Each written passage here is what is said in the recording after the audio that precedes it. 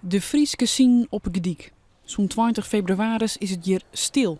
En vertutte is het fabriek, de kantoren, het terrein. Els op het Gediek had wat mooi dit gebouw. We hebben er altijd op uitgekeken. En we hebben ook kozijnen van de Vries in ons huis. En het is het grootste gebouw in de omgeving hier. Vraag is wat er nou gebeuren moet, mooi wat eer de trots van het Gediek wie. Het terrein van de grootste werkjouwer. Zou volgens de slachtoffer van deze tijd.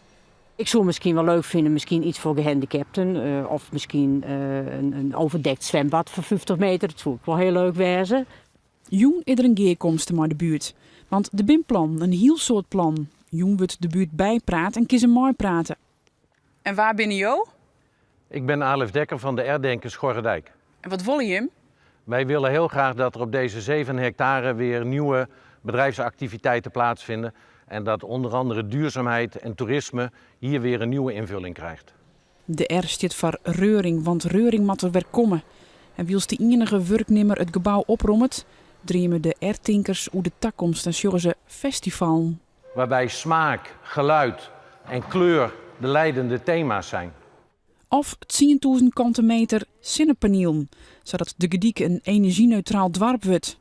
Of een leerfabriek, of ongesluiten op het turfroute toerisme. Een van onze plannen is om een kanaal, een gracht zou je misschien beter kunnen zeggen, om de Vries kozijnen heen te leggen.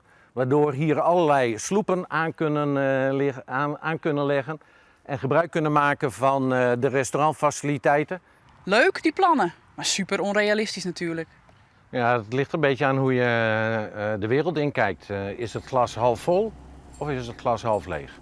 En ik denk dat als alle betrokkenen, de gemeente, de Doorwingroep, Mervin, de eigenaar van dit gebied, de bewoners, maar ook de provincie, de handen ineens slaan, dan gaat hier heel veel gebeuren. Let maar op.